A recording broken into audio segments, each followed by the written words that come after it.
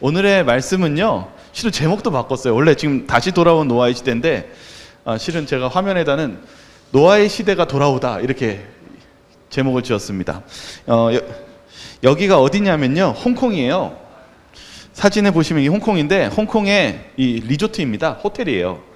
근데 호텔이 어떻게 졌냐면 노아 당시에 있는 방주를 그대로 크기를 재현해서 있는 곳이에요. 저도 홍콩 가봤는데 여기 못 가봤어요. 비싼 것 같아요. 근데 여기 잘 보시면 사진에 뭐가 제가 마음에 들어서 이 사진을 집어넣냐면, 이 문 앞에 뭐가 나오고 있어요? 조형물들이요. 네? 뭐가 보이세요? 사진 보이시면요. 동물들이 막 나오잖아요. 놀랍지 않습니까? 이런 장면을 상상할 때요.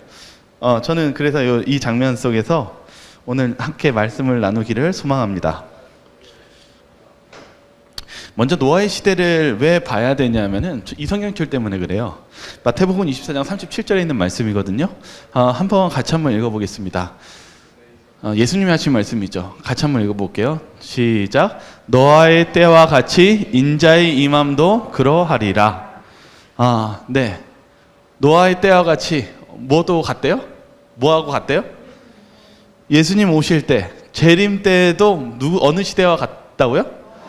네, 그러면 노아의 시대 한번 볼 필요 있지 않습니까? 이 성경절 하나만으로도 저희가 노아의 시대를 알 필요가 있어요.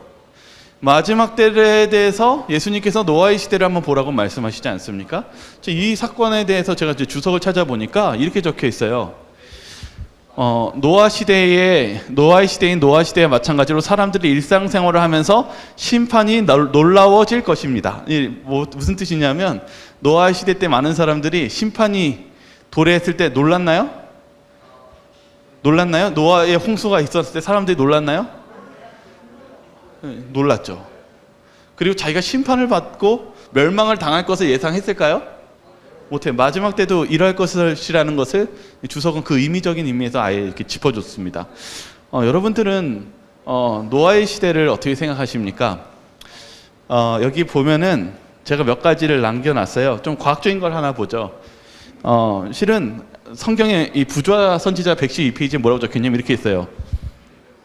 홍수전 시대 사람들이 홍수로 말미암아 멸망했다는 사실에 대한 증거로서 후 세대를 위하여 보존되었다. 하나님이 이 지구상에 홍수의 흔적들을 위해 우리들이 보라고 보존시켜 놨대요.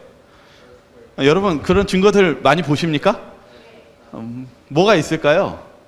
여러분이 아마 저보다 더 잘 아실 수 있을 것 같아요. 뭐가 있죠? 화석이요. 네, 또 뭐가 있나요? 저는 좀 지금 대학교 때 기억나는 게 그랜드 캐년 얘기를 많이 해요. 그랜드 캐년이 큰 그런 자연 경관이 물이 그렇게 급격하게 빠져서 생긴 현상이라고 얘기합니다. 근데 뭐 여러분 아시는 것들이 있으니까 몇 가지만 더 얘기할게요. 여기가 칠레 사막이에요. 칠레 사막에서 뭐가 발견됐냐면 80마리의 고래 화석이 발견됐어요. 그러니까 고래가 사막을 헤엄쳐 다니는 거 보셨어요? 못 보셨죠? 근데 이게 이집트 사막에서도 똑같이 고래 화석이 발견되었습니다. 다시 말하면 이 위에 실은 뭐가 살았다라는 거예요? 물고기들과 고래들이 헤엄치고 다녔다라는 것이죠. 하나 더 얘기할게요. 오른쪽이 2017년에 사이언스 논문에서 발견된 화석이에요. 무슨 화석이냐면 단백질 화석입니다. 이게 왜 놀라운 증거였냐면은, 지금까지 많은 진화론 학자들은 이 시간 순서를 뭐 몇백만 년 전, 뭐 몇억 년이라고 이런 시간적인 지구의 단위 계산을 합니다. 그런데 여러분, 시신이요, 이런 단백질이 화석이 되려면은 뭐 이게 그냥 화석이 몇백만 년 동안 단백질이 존재할 수 있을까요? 여러분, 음식물 밖에 내다보면 한 열흘만 있어도 어떻게 됩니까? 열흘도 아니죠. 하루죠. 하루 이틀만 해도 썩어버리죠. 근데 단백질이 화석이 됐다는 것은 급격한 시간적 변화를 얘기합니다. 그래서 저는 이 노아의 홍수에 대한 하나님의 많은 흔적들이 많이 있다는 것을 보게 됩니다. 그러나 많은 사람들이 헛된 이론과 그런 잘못된 그런 지식으로 그것을 하나님이 유익을 주시고자 하는 것을 잘못 사용하고 있다는 것을 설명하고 있습니다. 노아의 홍수에 대해서 이야기하기 전에 그 홍수에 대한 전 세계적인 사건들이 있습니다. 여기 보시면은 왼쪽에 이게 바빌로니아에 있었던 길가메시의 서사시인데요. 여기 돌판에 뭐가 적혀 있냐면 홍수가 적혀 있어요. 그래서 제가 여기 적어놨죠. 이게 바빌로니아에 뭐라고 적혀 있냐면 모든 생물들이 종자들을 배에 태워라. 배에 태웠고 문을 닫았다. 비둘기를 날려보냈고 비둘기가는 날아갔다. 그러나 쉴 곳을 찾지 못해 돌아왔다. 산꼭대기에 제단을 만들었다. 비슷합니까? 네, 또 볼까요?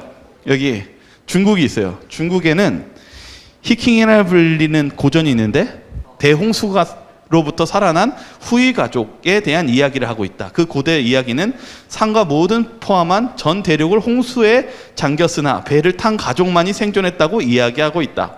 그들이 중국의 문명의 아버지라고 생각한다. 홍수 이야기가 있나요? 호주에도 있어요. 호주의 전설이 있다. 이 홍수를 견뎌낸 것은 워란바 또는 방주 구마나였다. 이 방주에는 이름도 있어요. 노아, 호주 원주민, 그리고 여러 동물들이 있었다. 노아가 있었다라고 얘기합니다. 더 이제 재미난 게 오른쪽이에요. 이게 뭐냐면요, 벽화인데요. 그러니까 아메리카에 있는 인디언들의 벽화에서 발견된 거예요. 고대 벽화요. 근데 보세요. 잘 보이시나요? 전 잘 보이니까 제가 얘기해 드릴게요. 여기 이렇게 사람이 있어요. 뭐 여기 동물들도 있고 이렇게 있는데 여기 보니까 물속에서 사람들이 만세하고 있어요. 보이시죠?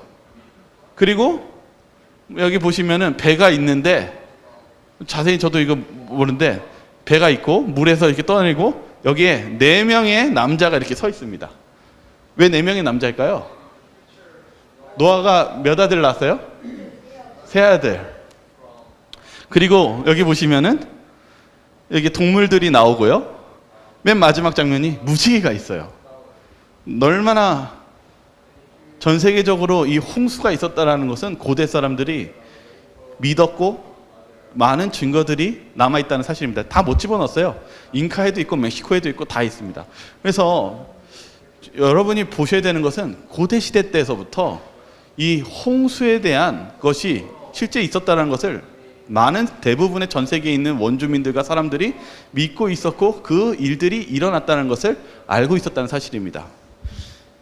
그렇다면 먼저 우리가 홍수에 대해서 배웠다면 우리 홍수를 한번 자세히 보기 전에 왜 홍수로 멸망당했을까를 우리가 성경으로 좀 보자면 창세기 4장 15절과 16절을 먼저 보기를 원합니다. 창세기 4장 15절과 16절인데요. 같이 한번 읽어보겠습니다. 같이 읽어볼까요? 시작. 여호와께서 그에게 이르시되 그렇지 아니하다. 가인을 죽이는 자는 벌을 7배나 받으리라 하시고 가인에게 표를 주사 그를 만나는 모든 사람에게 죽임을 면하게 하시니라. 가인이 여호와 앞에 떠나서 에덴 동쪽 노 땅에 거주하더니 죄를 짓고 나서 하나님께서 아담과 하와에게 여자의 후손을 주시겠다는 약속 속에서 희망을 품고 살아가서 낳은 아들이 가인이었습니다. 근데 가인이 어떻게 했어요? 저도 이 내용을 읽을 때 잘 알다시피 가인과 아벨 이야기 아닙니까? 하나님께 제사를 드렸는데 뭐가 울리나요? 아니죠? 네, 하나님께 제사를 드렸는데 이 아벨이 보니까 하나님 말씀대로 들으니까 하나님은 받아주시는데 자기가 한 건 어떻게 했어요? 안 받아주니까 화가 났어요. 근데 이제 어떤 주석가는 이렇게 얘기합니다. 아벨 너는 그러면 하나님 말씀대로 하니까 죽지 않고 살 수 있으니까 네가 진짜 사나 보자 하고 죽였다고 얘기하는 내용이 있어요. 실은 가인은요 하나님의 뜻을 반대한 사람이었습니다. 그래서 그가 아벨을 죽이고 두려움에 떨고 있었을 때 하나님이 그에게 표를 줍니다. 이 표가 어떤 눈에 보이는 표인지 아닌지는 알 수는 없지만 표를 주면서 뭐라고 했냐면 너에게 네가 죽지 않게 내가 보호해 주시겠다는 표를 주시면서 그에게 평생 땅에 저주를 받아서 방랑하는 삶을 살겠다라고 하나님께서 말씀하셨습니다. 근데 가인이 어떻게 했냐면 어떻게 했습니까? 이렇게 적혀 있어요. 가인이 여호와 앞을 떠나서 이걸 도주했다고 얘기합니다. 에덴 동쪽 노 땅에 거주하더니 가인이 한 일이 무엇이었냐면요. 하나님께서는 표를 주어서 여기 주석은 이렇게 합니다. 하나님의 용서의 표가 아니라 이거는 사람을 죽여서 끝났다는 표가 아니라 일시적인 보호의 표에 불과했다. 그러니까 하나님도 가인이 무엇하기를 소망했냐면 변화하길 소망했어요. 하나님 앞에 돌아오길 소망했어요. 근데 가인이 한 표는 뭐였냐면 자기 용서받았다 하면서 하나님을 떠나고 에덴 동편 등지고 나갔다라는 거예요. 그리고 뭐 했어요? 방랑한 생활을 살아야 되는 그의 운명을 거절하고 도시를 짓기 시작했습니다. 노 땅에요. 이게 가인의 후손들의 시작입니다. 이제 죄가 이제 만연하는 시작을 얘기합니다. 가인이 도시를 졌습니다. 그리고 나서 이 노아의 시대가 어떻게 타락했는지에 대한 설명이 창세기 4장에 나옵니다. 누가 누구를 낳고 누가 누구를 낳고 이렇게 계속 나옵니다. 그러나 이 부분을 좀 생략하고 이제 뒤를 보겠습니다. 좀 밑에 내려가면 이렇게 나옵니다. 라멕이 아내들에게 이르되 아다와 실라여 내 목소리를 들으라. 라멕의 아내들이여 내 말을 들으라. 나의 상처로 말미암아 내가 사람을 죽였고 나의 상함을 말미암아 소년을 죽였도다. 지금 무엇하고 있어요? 가인의 후손이 보니까 무엇하고 있어요? 무엇하고 있어요? 사람 죽이는 걸 자랑하고 있어요.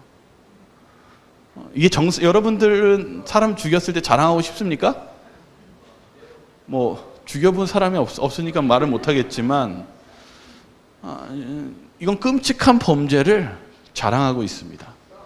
그러면서 뭐라고 했냐면 가인을 위하여 벌이 7배일진데, 가인을 죽이면 벌이 7배일지라는 그 표에 대해서 얘기하는 거예요. 그것은 용서가 아니라 일시적 하나님의 자비며 일시적인 표였습니다. 보호의 표였습니다. 그러나 그것을 자랑하면서 죄를 멈추지 않고 회개하지 않는 그러한 후손들이 태어납니다. 이걸 왜 얘기하냐면은 그만큼 노아의 시대 때 타락하기 시작했다는 것을 얘기합니다. 이것을 좀 이따 더 다룰게요. 그런데 이걸 보고 아담이 뭘 느꼈는지 보세요. 아담이 다시 자기 아내와 동침함에 그가 아들을 낳아 그의 이름을 셋이라 하였으니 이는 하나님이 내게 가인을 죽인 아벨 대신에 다른 씨를 주셨다 함이며, 이 노아 시대까지의 이야기는 족보에 대한 이야기를 많이 하거든요. 그러니까 가인이 죄를 짓고 나니까 너무 타락한 후손이 나오니까 아담이 뭐 하기로 결심을 해요? 아담이 뭐 하기로 결심해요? 대를 이읍니다. 다른 대를요. 그래서 누구를 낳습니까? 아벨이 죽었잖아요. 그래서 누구를 낳냐면 셋을 낳아요. 셋은 아담과 제일 많이 닮은 사람이 셋이래요. 그러니까 외모로 닮은 게 아니라 품성적인 거예요. 근데 여기 보시면은 하나님이 셋이라 하였으니 하나님이 내게 가인을 주신 아벨 대신에 대신 씨를 주셨다 함이며 이렇게 얘기하는데, 이때 당시 이제 죄악 수준을 보겠습니다. 그들의 품성의 수준은 죄악된 인간성 수준까지 절악되었다. 사람들의 사악함은 공경연하고 담대하였으며 탐이 났을 때 누구든지 폭력으로 빼앗았으며 사람들은 그들의 난폭한 행위를 의시되며 자랑했다. 그러니까 이때 당시에 죄의 수준이 어디까지 갔냐면 자기가 원하면 폭력으로 빼앗고, 그리고 죽였으면 죽인 것을 무엇할 정도로 되었어요? 자랑할 정도로요. 제가 이제 그것을 좀 얘기할게요. 여기 보시면은 이제 이 노아의 시대가 너무 타락한 걸 보고 하나님께서 하신 말씀을 볼 필요가 있습니다. 창세기 6장 5절입니다. 한번 같이 읽겠습니다. 시작. 여호와께서 사람의 죄악이 세상에 가득함과 그의 마음으로 생각하는 모든 계획이 항상 악할 뿐임을 보시고, 여기 이걸 보실 필요가 있어요. 하나님이 뭐라고 말씀하시냐면은 여호와께서 사람의 죄악이 세상에 가득함과, 죄악이 어떻게 하다고요? 가득하대요. 이것을 표현합니다. 뭐라고 하냐면 그의 마음으로, 이 마음의 이 원어의 뜻이 뭐냐면 종종 항상 생각하는 마음이, 생각하는 모든 계획이, 이 생각은 뭐냐면 그냥 생각하는 게 아니라 3번 생각한대요. 생각하고 생각하는 거. 여러분, 생각하는 맨날 여러분의 생각은 어떤 생각을 많이 하십니까? 혹시 여러분도 생각에 몰입된 적 있습니까? 그것만 생각나는 거요? 이때 당시 이 노아의 시대가 하나님이 얼마나 절망했냐면 그들이 생각하는 게 이제 여기 나옵니다. 기호와 정욕이 이성을 지배하였고 자아는 그들의 신이었으며 지극히 높으신 자를 아는 지식은 타락한 정욕을 이기는 방종으로 거의 사라져버렸다. 사람들은 하나님께서 주신 능력을 가지고 악을 고안하기 위해 사용했다. 하나님이 주신 달란트, 하나님이 주신 재능, 이 창세기에 보면은 이 가인의 후손들이 되게 재능이 많아요. 철을 다스리고 보석을 다스리고 여러 재능들이 있는데 무엇을 위해서 생각했어요? 그들이 하는 생각이요? 내가 어떻게 하면 죄를 질까? 내가 어떻게 하면 사람을 죽일까? 내가 어떻게 하면 누구 걸 폭력으로 뺏을까? 정말 죄가 가득한 세상입니까? 저는 이런 말씀을 읽으면서 이 시대가, 노아의 시대가 오늘날의 시대와 같다는 생각이 들어요. 오늘날 우리가 바라보는 많은 기술들이 정말 하나님을 위해서 쓰여집니까? 아니면 정말 죄악을 위해서 사용할 때가 많습니까?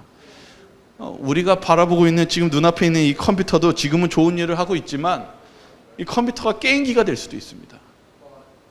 이 컴퓨터가 우리를 망치는 도구가 될 수도 있습니다.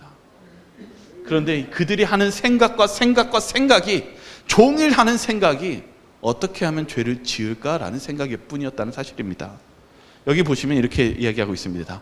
그들이 상상해서 만든 피조물들을 숭배하였다. 그리고 그 결과로 그들은 점점 더 타락하게 되었고 우상을 만드는 자와 그것을 의지하는 자가 다 그와 같으리로다 라고 말한다. 바라봄으로 변화하는 것이 인간의 마음의 법칙이다. 여러분, 이제 제가 재미난 장면을 이제 좀 보여드릴게요. 왜 그러냐면 아까 가인이 죄를 짓고 못했다고 그랬어요? 하나님을 등지고 에덴 동산을 등지고 어떻게 했어요? 떠나서 도시 졌다고 그랬죠. 그런데 자식을 낳고 나와 보니까 점점 어떻게 됐어요? 우상 짓고 하나님 떠나니까 생각하는 게 모든 생각이 뭐로 바뀌어 있어요? 죄 어떻게 사람을 죽이고 어떻게 죄에 대해서 무감각해졌죠. 그러면서 뭐라고 했냐면 바라봄으로 변화하는 것이 인간의 마음의 법칙이다, 이 말씀 있죠. 제가 오늘 이번 주에 뭘 봤냐면 이제 하나 설명해 드릴게요. 이분이 뭐냐면 의사예요. 뇌에 대한 의사인데 제가 뭘 봤냐면 전두엽에 대해서 배우고 있었어요. 전두엽이 어디 있냐면 여기 있어요. 머리에요.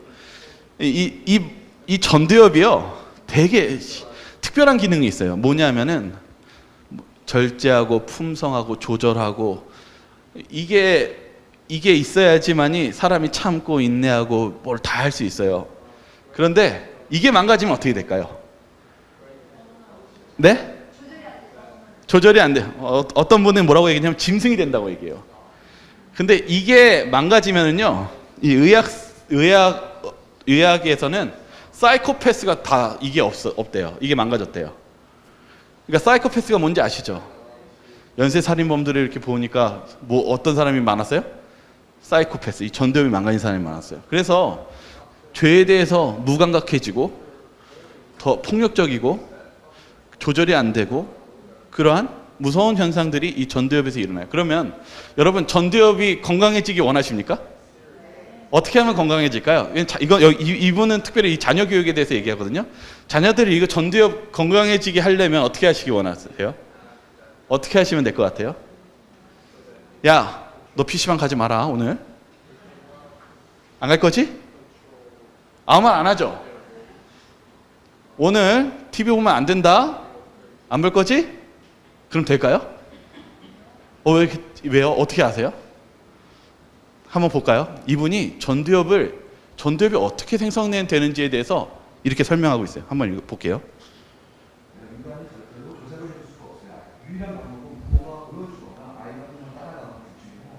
제가 저작권 때문에 딱 일치적 끊었어요. 전두엽이요 조작을 해서 집어넣을 수가 없어요. 하나님이 뇌를 얼마나 신기하게 창조했냐면 명령하고 그러면 전두엽이 전혀 발달이 안 돼요. 생겨나지도 않아요. 무엇하는 방법밖에 없냐면 뭐래요? 네? 네, 보여주는 것밖에 안 된대요. 부모가 그 방법을 보여주는 방법밖에는 이 전두엽이 발달할 방법이 없었어요. 근데 오늘 제가 이걸 보면서 이걸 먼저 듣고 그 말씀을 찾다가 이게 일치가 돼서 제가 말씀을 드리는 건데 가인이 무엇했다고요? 하나님을 등지고 떠나갔다고요. 하나님을 등지고 떠나가고 하나님과 관계가 끊어지니까 망가지기 시작합니다. 조절이 안 되기 시작합니다. 굉장히 무서운 거 아닙니까? 그리고 하나님이 그거를 보시면서 뭐라고 했어요? 그들이 생각하는 것이 온통 사악한, 악한, 악분이었다고 얘기하고 있습니다. 제가 이걸 또 하나 읽을게요. 이 창세기에 보시면요. 그리고 나서 아까 아담이 다시 셋을 낳고 이야기가 나오잖아요. 여기 이렇게 적혀 있어요. 4장 25절에 아담이 다시 자기 아내와 동침하며 그가 아들을 낳아 셋이라 하였으니 쭉 읽으면 이제 셋이 낳고 이는 하나님이 내게 가인에 죽인 아벨 대신에 다른 씨를 주셨다 함이며 이제 뒤에 보겠습니다. 셋도 아들을 낳고 그의 이름을 에노스라 하였으며 그때에 여기가 중요합니다. 사람들이 비로소 여호와의 이름을 불렀더라. 뭐라고 얘기하고 있어요? 그때에 사람들이 비로소 누구를 불렀다고요? 이게 무슨 뜻인지 아십니까? 예배를 드렸대요. 하나님을 떠났을 때 아담이 한 일은 대를 잇는 것입니다. 어떤 대를 잇는 거냐면 예배 드리는 대를 잇는 것입니다. 여러분, 우리가 이 대조를 이루는데요. 하나님의 백성들이 무엇 하는 것이 필요하냐면 예배를 드리는 것이 필요합니다. 여기 하나님의 백성들은 여호와 이름을 불렀다는 것은 예배를 드리고 하나님의 형상을 다시 바라보면서 회복했다는 것입니다. 히브리서 11장 1절 우리 잘 아는 말씀 있죠? 한번 같이 한번 읽어볼까요? 시작. 믿음은 바라는 것들의 실상이요 보이지 않는 것들의 증거니. 믿음은 바라는 것들의 실상이요 보이지 않는 것의 증거라고 얘기하고 있습니다. 여러분 성도님들 혹시 이제 자녀들이 있었을 때 그리고 여러분들도 마찬가지, 저와 여러분도 마찬가지지만요. 우리가 하나님 형상 회복하려면요 많이 봐야 합니다. 뭘 많이 봐야 될까요? PC방이요? 게임이요? 그게 아니라 하나님을 많이 바라봐야 되고 예수님을 많이 바라봐야 되고 예배를 많이 드려야 됩니다. 여러분 예배 회복하시기 바랍니다. 제가 이번 주에 이제 몇 주 전부터 화요일 날 자꾸 하는 이유 중에 하나는 제가 20대 때 해외를 많이 다녔어요. 제가 제일 많이 느끼는 게 뭔지 아십니까? 제가 분명히 초등학교 때나 어렸을 때는요 화요일 날 사람이 많았어요. 교회에요. 그렇죠? 기억나시죠? 근데 지금은요 화요일뿐만 아니라 금요일도 사람이 없어요. 제가 근데 외국에 나가면 더 놀라는 게 뭐냐면 금요일 날도 예배 안 드리는 교회가 더 많아요. 우리가 오늘 여기 보시면 점점 하나님의 형상을 잃어가는 노아의 시대처럼 오늘날 저희들도 그런 시대로 바뀌어가고 있다는 사실 잊지 마시기 바랍니다. 저희가 노아의 시대를 바라보면서 저희들이 하나님의 형상을 잃어버리고 있지 않은지, 그리고 하나님의 형상을 회복하기 위해 아담도 예배를 회복하려고 했던 것처럼 저와 여러분들도 그런 하나님의 예배에 동참하시며 형상을 회복하시기를 바라겠습니다. 창세기 6장 2절에 이제 망가지는 이야기입니다. 실제적으로 이 아담의 시대 때요 많은 하나님의 백성들이 존재했어요. 근데 여기서 망가집니다. 창세기 6장 2절입니다. 하나님의 아들들이 사람의 딸들의 아름다움을 보고 자기들이 좋아하는 모든 여자를 아내로 삼는지라. 바로 여기서 시작됩니다. 그들은 따로 살았습니다. 그리고 신앙의 무리를 이루고 있었습니다. 그러나 그리고 나서 어떤 한 사건이 일어나는데 서로가 결혼을 하고 섞이기 시작하자 이 타락이 전반적으로 퍼지기 시작했습니다. 그것에 대해서 부조와 선지자는 81페이지에 얘기합니다. 얼마 동안 두 부류 사람들은 서로 떨어져 살았다. 아담은 악의 조류를 막으려고 충실히 노력했다. 이런 일이 일어났을 때 노력했대요. 그러니까 아담이 무엇한 것 같습니까? 아담이 무엇한 것 같아요? 이 시대 때요. 도시에 가서 전도했지 않겠습니까? 누구하고 얘기하겠습니까? 그리고 뭐라고 했냐면 그는 그의 후손들의 주의 길로 교육하도록 명령을 받았다. 그는 자자손손 9대에 이르기까지. 제가 이거 아담이 몇 년까지 사셨는지 혹시 아십니까? 920년 정도 살았습니다. 그런데 계산해 보니까 제가 대충 계산했어요. 무드셀라까지 봤던 것 같아요. 그러니까 무드셀라가 이 성경에서 제일 장수한 사람이 무드셀라거든요. 그러니까 무드셀라가 아담이 누구까지 봤냐면은 무드셀라까지 본 것 같아요. 그러니까 무드셀라랑 대화를 많이 했을 것 같아요. 근데 9대까지 이르기까지 구원하시기 위해 자비로운 준비를 마련하신 것을 그들에게 설명하면서 자기의 타락의 역사를 반복하며 말하였다. 그러니까 자기가 잘못한 것에 대해서 교훈을 삼고 다시 하나님을 믿으라고 얘기한 것 같아요. 그러나 그의 말에 유의하는 사람들은 거의 없었다. 재난을 초래한 죄를 범한 데에 대하여 통렬한 비난을 받았다. 자기의 죄에 대한 심한 가책과 아벨이 죽고 가인이 버림을 받은 이중 슬픔으로 아담은 고뇌로 기가 꺾였다. 그는 마침내 홍수로 인한 세상의 멸망을 초래할 전 세계의 편만한 부패를 목격하였다. 아담은 그의 남은 생애가 비난과 전도의 생애 속에서 아픔 속에서 그의 평생을 살았습니다. 그러니까 아담이 뭘 전도한 것 같아요? 여기 마지막 부분을 전 보게 돼요. 그는 마침내 홍수로 인한 세상의 멸망을 초래할 전 세계의 편만한 부패를 목격하였다. 아담서부터 이 시대는 하나님께서 물로 멸망할 것을 알고 전도하고 있었다는 것을 대감적인 짐작을 하게 됩니다. 이 노아의 시대는 하나님의 복음이 없었던 시대가 아니라 우리보다 더 똑똑하고 하나님께서 많은 계시와 하나님의 그 전도와 빛을 이 노아의 시대 때 전파했습니다. 여러분 생각해 보십시오. 노아의 시대 때의 많은 백성들이 하나님을 모르고 있었을까요? 어떠신 것 같아요? 지금도 여러분 무엇 하시면 하나님 믿으시겠습니까? 이 노아의 시대 때 그들이 맘만 먹으면 에덴의 동산 볼 수 있었습니까? 그리고 그 문 앞에 있는 천사들 볼 수 있었습니까? 그들은 하나님이 계시다는 거 알고 있었습니다. 그런데도 믿지 않았습니다. 여러분, 이 뇌가 하나님과의 만남이 멀어지면 아무리 하나님이 계셔도 안 믿습니다. 변할 수 없습니다. 우리가 하나님에 드리는 예배를 드리고 하나님을 바라보는 것이 필요합니다. 저는 이 멸망의 상황을 볼 때 소돔과 고모라가 생각났어요. 소돔과 고모라도 똑같이 멸망당했죠. 이 소돔과 고모라가 어떤 상황인지 좀 보겠습니다. 이 부조화 선지자를 보면 이렇게 적혀 있어요. 소돔이 얼마나 타락했는지. 소돔에서 낯선 사람들이 무례한 대접을 받는 것을 보고 롯은 그들이 들어올 때 그들을 자신의 집으로 대접함으로써 그들을 보호하는 것을 자신의 의무로 여겼다. 롯은요, 왜 문 앞에 있었냐면 소돔이 너무 악해가지고 그들을 죽이고 이 성적으로 그리고 동성애가 그런 죄가 만연해 있었기 때문에 그것을 막고자 어디에 있었어요? 문 앞에 있어가지고 보호해주기 위해서 항상 앞에 나가는 것을 의무로 생각했대요.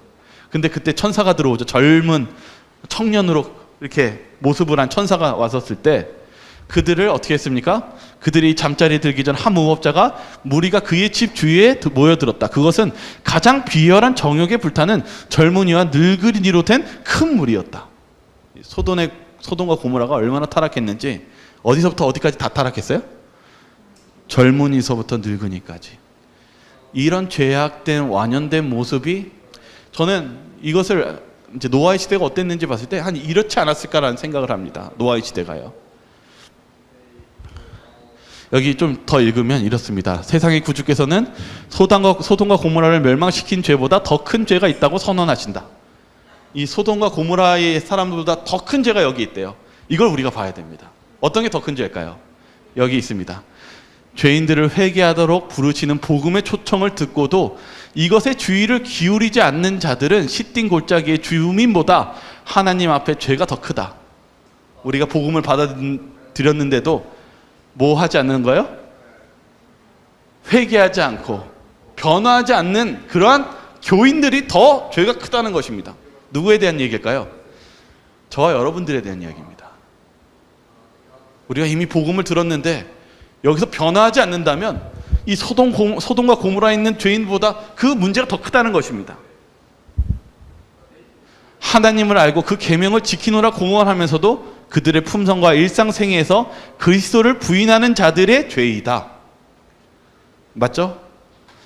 저희가 말씀 보면서 찔리죠. 저도 이거 준비하면서도 찔려요.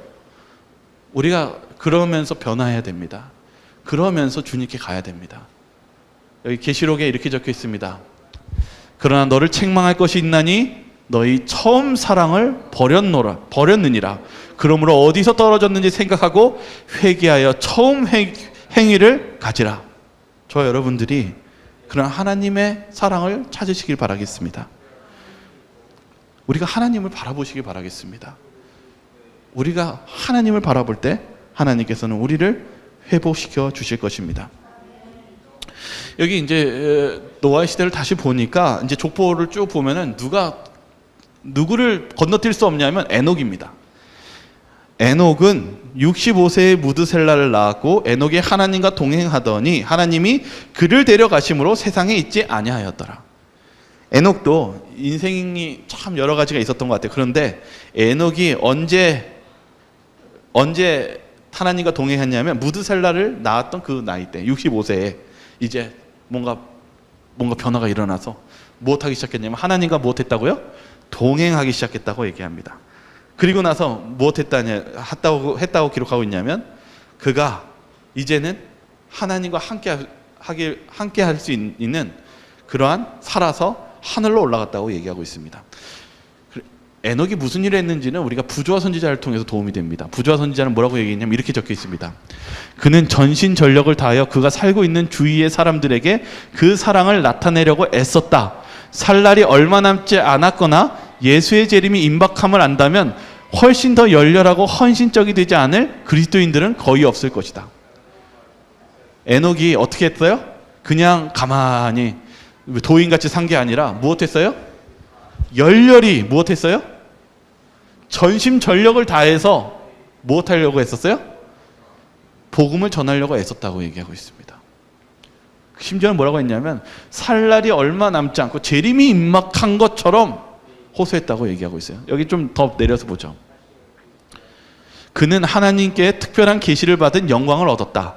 그는 그리스도의 죽음에 관하여 가르치심을 받았으며 무덤에서 그분의 백성들을 속량하시려고 모든 거룩한 천사들이 수행하는 가운데 영광 중에 임하시는 것을 보았다.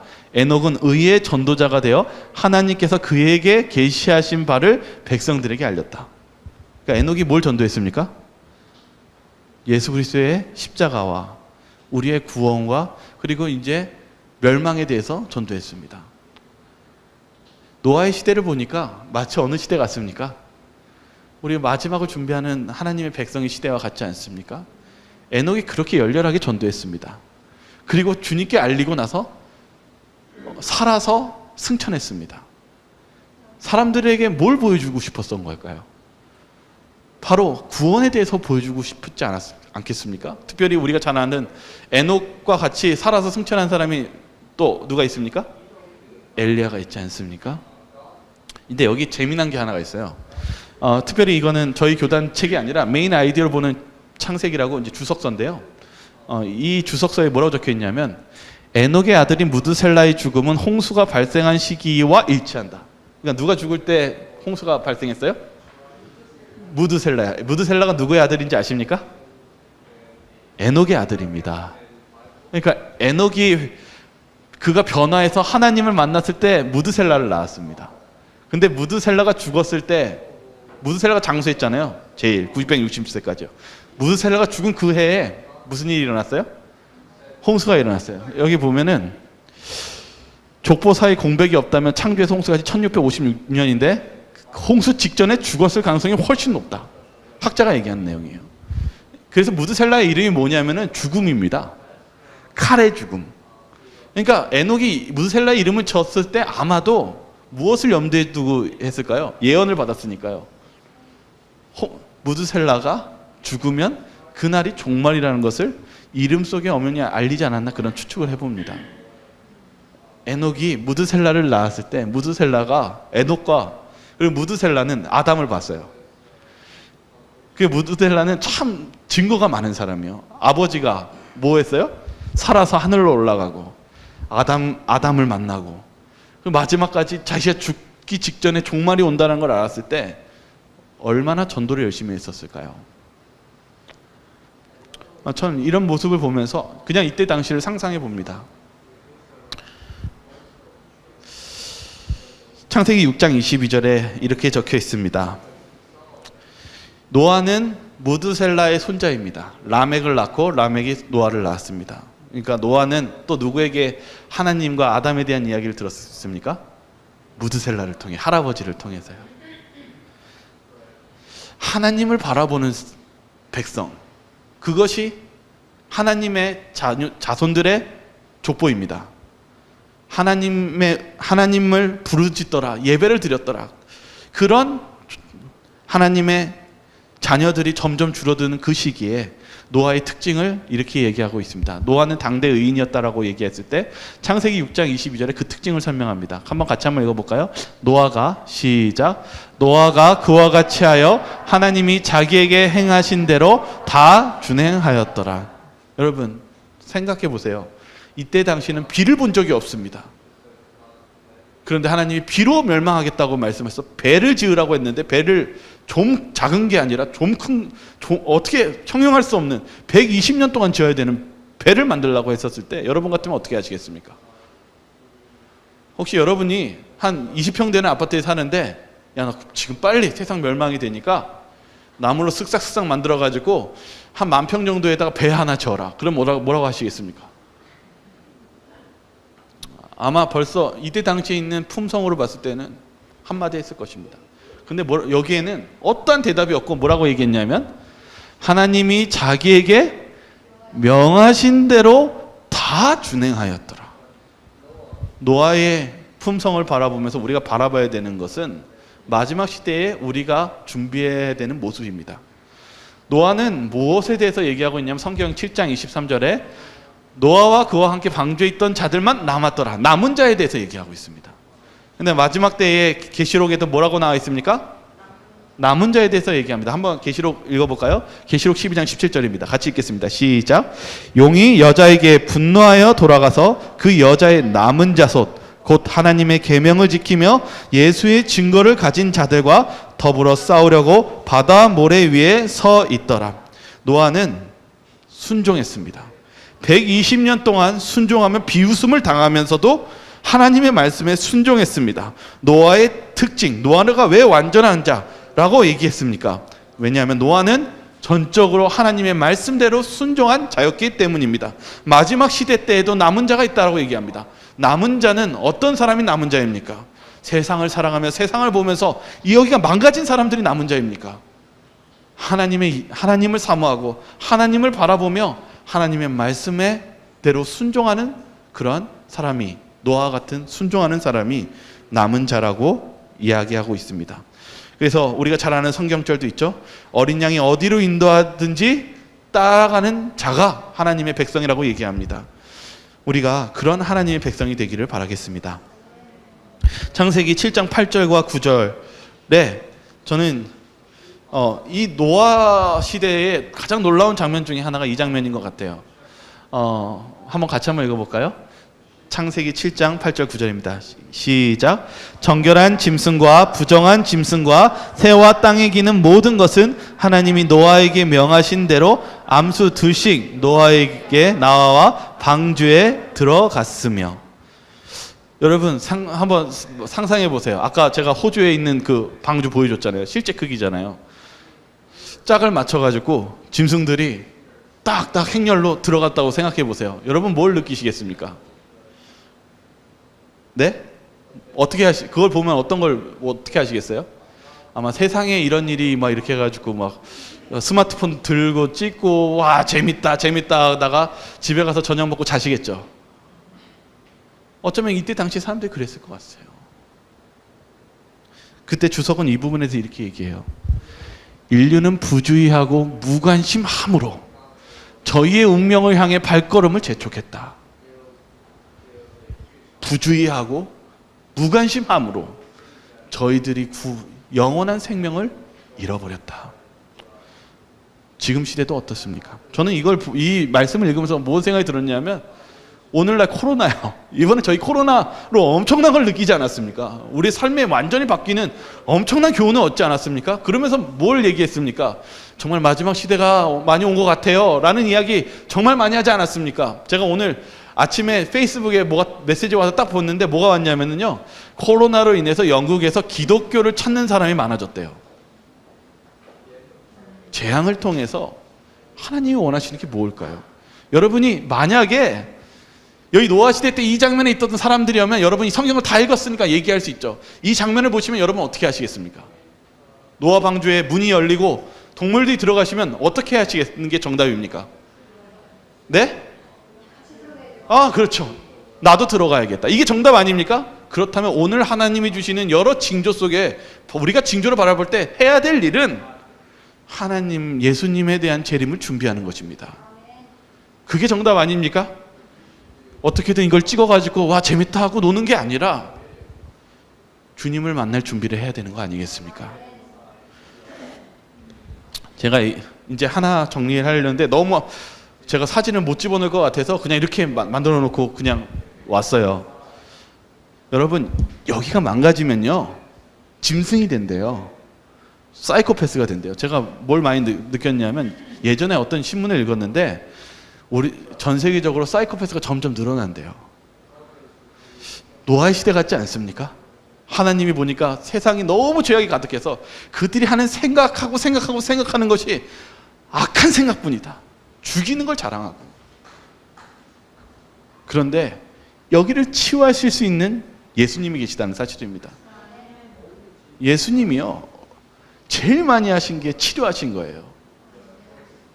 예수님이 치료 중에서 제일 큰 기적이 뭐냐면 성질 급한 베드로, 잔인한 성격의 요한을 사랑의 사도로 바꾸고 품성을 바꾸는, 여기를 치료하신 게 예수님이십니다. 여러분, 아담과 하와가 아까 징조를 보면서, 노아 시대 때 징조를 보면서 그들이 깔깔대면서 구원을 못 받은 것처럼 우리도 그렇게 될 수 있습니다. 이제 이것이 마지막 기회입니다. 마지막, 이 노아의 시대가 마지막 기회로 여기 우리에게 돌아온다고 얘기했습니다. 저와 여러분들 어떻게 하시겠습니까? 그리고 여러분들은 어떻게 사시겠습니까? 아담과 노아와, 아까 제가 갑자기 까먹었네, 무드셀라와 그리고 에녹까지 그들은 무엇하기를 갈망했냐면 그들에게 주님께 돌아오라고 호소하는 것을 갈망했습니다. 그리고 호소했습니다. 우리도 마지막 시대를 가고 있습니다. 바울이요 하다가 지쳤어요. 어디서 지쳤냐면 고린도요. 가고 싶지 않았거든요. 하나님이 가래서 간 거예요. 갔는데 진짜 말 안 들어요. 전도했는데 정말 전도 안 돼요. 하루는 바울이 여긴 진짜 아니구나, 나 이제 포기하고 갈랜다 라고 하니까 분명히 예수님 뭐라고 그랬어요? 꿈에서 바울아 포기하지 마, 거기 내 백성이 많이 있다. 그래서 나중에 고린도라는 큰 교회가 생깁니다. 오늘날 이 시대는 바벨론 시대입니다. 세천사의 기별에서 뭐라고 얘기합니까? 무너졌도다 무너졌도다 큰 성 바벨론이요. 그러면서 뭐라고 얘기하고 있습니까? 거기서 나오라. 그것은 무슨 뜻입니까? 바벨론 안에 하나님의 백성이 아직 많이 있다라는 얘기입니다. 오늘 저희가 그 사명을 가지고 있습니다. 그리고 우리가 그 사명 속에서 마지막을 준비해야 되지 않겠습니까? 저와 여러분들이 그런 주님을 고대하시면서 만나시길 바라겠습니다. 마지막으로 이 성경절 하나 읽고 마치겠습니다. 히브리서 10장 25절의 말씀이에요. 같이 읽을게요. 모이기를, 시작. 모이기를 패하는 어떤 사람들의 습관과 같이 하지 말고 오직 권하여 그날이 가까움을 볼 수 있도록 더욱 그리하자. 뭐라고 얘기하고 있어요? 그날이 가까움을 볼수록. 누가 가까이 오는 것을 볼수록입니까? 여러분, 재림이 가까운 것을 느끼신다면 모이기를 힘쓰시기 바랍니다. 주님이 가까우신 걸 느끼면 느낄수록 예배 드리시기 바랍니다. 세상을 바라보시지 마시고 예수님을 바라보시며 재림을 준비하시기 바랍니다. 여기 가려 뽑은 기별 1권 56페이지에 우리들은 일하며 깨어 살피고 주 예수님을 기다려야 합니다 라고 얘기하고 있습니다. 우리가 이 노아의 시대에 우리가 살고 있습니다. 그러나 저희들이 깨어서 주님을 바라본다면 이 마지막 시대에 늦은 비 성령이 내려서 주님이 오시는 그날에 저와 여러분들이 노아의 가족처럼 우리 모두가 주님을 바라보고 만날 수 있다는 것을 믿고 소망합니다. 저와 여러분은 모두가 그런 예수님을 바라보시며 변화하시고 준비하시는 저와 여러분들 되시길 바라면서 오늘 말씀을 마치도록 하겠습니다.